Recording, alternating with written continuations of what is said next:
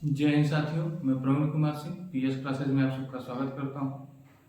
और कल की वीडियो में हमने कवर किया हुआ था धौलावीरा तक, और आज हम कवर करेंगे सूर्यकोटदा और लोथल को, और उसके बाद उससे टॉपिक से रिलेटेड जितने भी महत्वपूर्ण तथ्य होंगे उसको हम कवर करेंगे इस वीडियो में। ठीक है दोस्तों, तो आप कॉपी पेन लेकर बैठ जाइए। इंपॉर्टेंट चीज़ें हम बताते चलेंगे, आप नोट्स बनाते चलेंगे सब। तो आइए स्टार्ट करते हैं। सूर्यकोटदा, इसका उत्खनन जगपति जोशी ने करवाया था। अगर पूछा जाए कि सूर्यकोटदा का उत्खनन किसने करवाया था, जगपति जोशी ने।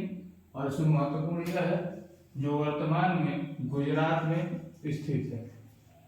यानी अगर पूछा जाए कि सूर्यकोटदा वर्तमान में कहाँ स्थित है, तो आपका जवाब होगा दोस्तों गुजरात में। और प्राप्त वस्तुओं में क्या था दोस्तों, यहाँ से जो प्राप्त वस्तुएं हैं उसमें केवल एक ही महत्वपूर्ण है, क्या, घोड़े के हड्डियों के अवशेष, या कहीं कहीं इसको लिखा जाता है घोड़े के अस्थिपंजर। दोनों एक ही बात है दोस्तों। तो यहाँ से जो प्राप्त हुआ है वो क्या हुआ है, घोड़े के हड्डियों के अवशेष। तो अगर पूछा जाए कि सूर्यकोटदा से किस चीज का अवशेष मिला है या क्या चीज प्राप्त हुई है, तो आप बताएंगे क्या, घोड़े के हड्डियों के अवशेष। या इसको अगर क्वेश्चन को घुमा के पूछा जाए कि घोड़े के हड्डियों के अवशेष कहाँ से प्राप्त हुए हमको, तो आपका जवाब होगा दोस्तों सूर्यकोटदा। क्लियर। अब स्टार्ट करते हैं हम लोथल। इसके उत्खननकर्ता कौन है दोस्तों, SR राव। भोगवा नदी के किनारे अहमदाबाद गुजरात में करवाया था। यानी ये जो लोथल है ये कहाँ पे है, ये अभी कहाँ है, अहमदाबाद गुजरात में। कहाँ पर, किस नदी के किनारे, भोगवा नदी के किनारे। क्लियर।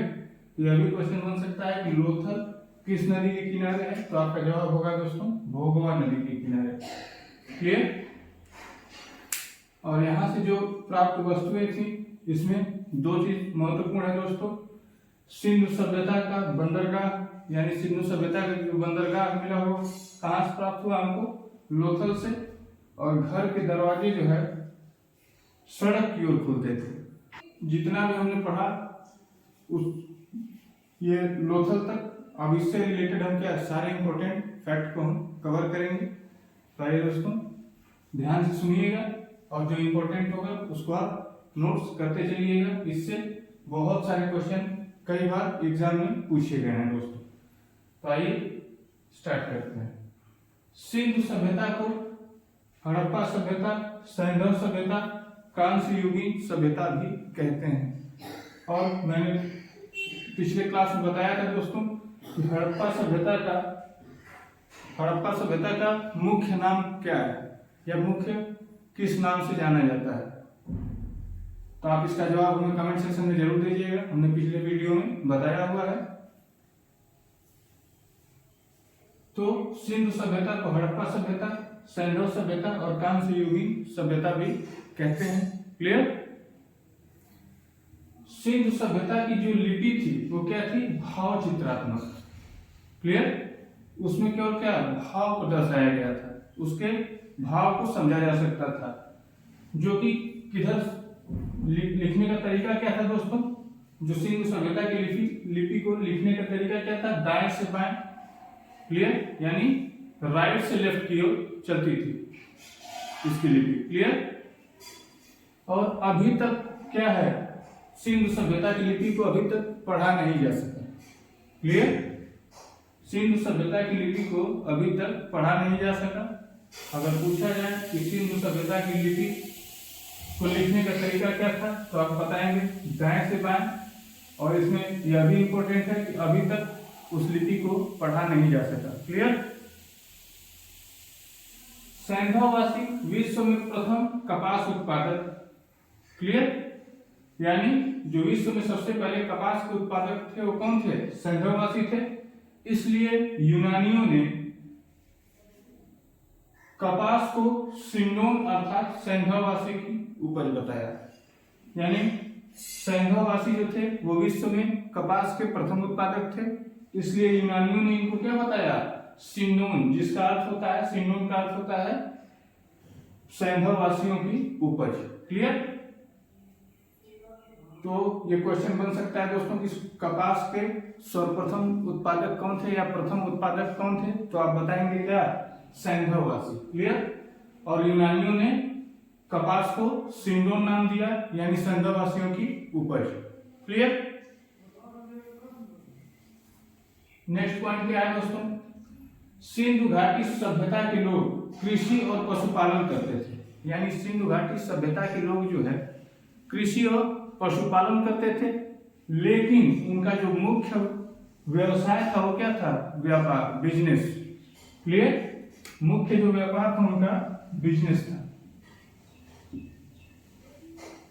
क्लियर। तो अगर पूछा जाए कि सिंधु घाटी सभ्यता के लोगों का मुख्य व्यापार क्या था, मुख्य व्यवसाय क्या था, तो आप बताएंगे व्यापार। Clear, business. लेकिन वो क्या, कृषि और पशुपालन भी करते थे। क्लियर। परंतु मुख्य व्यापार क्या है, मुख्य व्यवसाय क्या है हमारा, बिजनेस। यानी सिंधु सभ्यता के लोगों का मुख्य व्यवसाय क्या था, बिजनेस, जो कि कृषि और पशुपालन भी करते थे। यानी ये उनका मुख्य व्यवसाय नहीं था। अगर कहा जाए कि कृषि और पशुपालन क्या इनका मुख्य व्यवसाय था, तो नहीं, उनका मुख्य व्यवसाय था व्यापार, कृषि और पशुपालन भी करते थे। क्लियर। इस सभ्यता के लोग माप तोल से परिचित थे, यानी सिंधु घाटी सभ्यता के लोग जो क्या है, माप तोल से परिचित थे। क्लियर। ऐसा नहीं था कि वो माप तोल की चीजों से अपरिचित थे, उनको इन चीजों का ज्ञान था, माप तोल का। क्लियर। सिंधु सभ्यता के लोग लोहे से परिचित नहीं थे, यानी अगर पूछा जाए कि सिंधु सभ्यता के लोग कौन सी धातु से परिचित नहीं थे, तो आपका जवाब होगा दोस्तों क्या, लोहे से। क्लियर। सिंधु सभ्यता के लोग लोहे से परिचित नहीं थे। नेक्स्ट पॉइंट है दोस्तों, और ये इंपॉर्टेंट है, ये कई बार एग्जाम में पूछा गया है कि सिंधु सभ्यता के लोग कौन सी धातु से परिचित नहीं थे। क्लियर। नेक्स्ट पॉइंट है दोस्तों, हड़प्पा में मिट्टी के बर्तनों में मुख्यतः लाल रंग का प्रयोग होता था। यह भी क्या है, इंपॉर्टेंट है। यह भी एग्जाम में पूछा गया है कि हड़प्पा में बर्तनों में मुख्यतः कौन से रंग का प्रयोग होता था, तो ऑप्शन में आएगा नीला, पीला, हरा, लाल। तो आपका सही ऑप्शन क्या होगा, लाल रंग का। यानी हड़प्पा में मिट्टी के बर्तनों में मुख्यतः किस रंग का प्रयोग होता था, लाल रंग का। यह कई बार सीटेट में भी पूछा गया है, एसएससी में भी कई बार ये पूछा गया है। क्लियर। इसको आप इंपॉर्टेंट टिक लगा सकते हैं। ठीक है। नेक्स्ट पॉइंट क्या है दोस्तों, यह भी बहुत महत्वपूर्ण है, इसको ध्यान से सुनिएगा कि हड़प्पा की मोहरों में बहुत से जानवरों के चित्र मिले, परंतु शेर के नहीं। यानी अगर पूछा जाए कि हड़प्पा की मोहरों में किस जानवर का चित्र नहीं मिला, तो आप क्या बताएंगे दोस्तों, शेर। क्लियर। यानी बहुत से जानवर, यानी कई जानवरों का चित्र मिला, परंतु केवल शेर का जो है नहीं मिला था चित्र। क्लियर। तो ऑप्शन दे सकता है कि हड़प्पा की मोहरों में मुख्यतः किस जानवर का चित्र नहीं मिला, ऑप्शन में शेर होगा, तो आप शेर को ही टिक करेंगे। क्लियर। कई जानवरों का मिला परंतु शेर का नहीं मिला। हड़प्पा की मोहरों में शेर खड़ी का इस्तेमाल मुख्य रूप से किया गया। क्लियर। तो अगर पूछा जाए कि हड़प्पा की मोहरों में मुख्य रूप से किसका प्रयोग किया गया है, तो आपका जवाब होगा दोस्तों शेर खड़ी। क्लियर। तो आइए एक बार इसका रिवीजन कर लेते हैं। सूर्यकोटा क्या है, इसका उत्खनन किसने किया, जगपति जोशी ने कराया था, जो वर्तमान में गुजरात में स्थित है। यहाँ से प्राप्त वस्तुएं क्या थी, घोड़े की हड्डियों के अवशेष, यानी घोड़े के अस्थि पंजर। दूसरा था हमारा लोथल, इसके उत्खनन करता कौन थे, एसआर राव, जो कि भोगवा नदी के किनारे अहमदाबाद में करवाया था, अहमदाबाद गुजरात में करवाया था। यहाँ से प्राप्त वस्तुएं क्या थी दोस्तों, सिंधु सभ्यता का बंदरगाह, घर के दरवाजे सड़कों की ओर खुलते थे। जो सभ्यता को हड़प्पा सभ्यता, सैंधव सभ्यता, कांस्य युगीन सभ्यता भी कहते हैं। सेकंड क्या है, महत्वपूर्ण तथ्य में सेकंड पॉइंट क्या है, सिंधु सभ्यता की लिपि भाव चित्रात्मक है, जो कि दाएं से बाएं लिखी जाती है। अभी तक इसको पढ़ा नहीं जा सका। क्लियर। सैंधववासी विश्व में प्रथम कपास उत्पादक थे, इसलिए यूनानियों ने कपास को सिंडोन यानी सैंधववासियों की उपज कहा। सिंधु घाटी सभ्यता के लोग कृषि पशुपालन करते थे, परंतु इनका मुख्य व्यवसाय क्या था? बिजनेस, व्यापार। क्लियर? इस सभ्यता के लोग माप तौल से परिचित थे, यानी सिंधु सभ्यता के लोग जो है क्या माप तौल से परिचित थे। क्लियर? सिंधु सभ्यता के लोग लोहे से परिचित नहीं थे, यानी कौन सी धातु से परिचित नहीं थे? तो लोहे से, यह इंपॉर्टेंट है। हड़प्पा में मिट्टी के बर्तन में मुख्यतः किस रंग का प्रयोग होता था दोस्तों? तो लाल रंग का प्रयोग होता था। क्लियर? हड़प्पा की मोहरों में बहुत से जानवर के चित्र मिले, परंतु शेर के नहीं मिले, यानी हड़प्पा की मोहरों में कौन से जानवर के चित्र नहीं मिले थे? तो शेर के। क्लियर? यह भी महत्वपूर्ण है, यह भी पूछा गया है कई बार एग्जाम में। हड़प्पा की मोहरों में शेर खड़ी का मुख्य रूप से प्रयोग किया गया, यानी अगर पूछा जाए हड़प्पा की मोहरों में मुख्य रूप से किसका प्रयोग किया गया था, तो आप बताएंगे शेर खड़ी का। क्लियर? और कमेंट सेक्शन में आप जरूर बताइएगा दोस्तों कि शेर खड़ी है क्या। अगर आप इसका जवाब दे पाए तो अच्छी बात है, नहीं तो हम अगले वीडियो में इसको बताएंगे।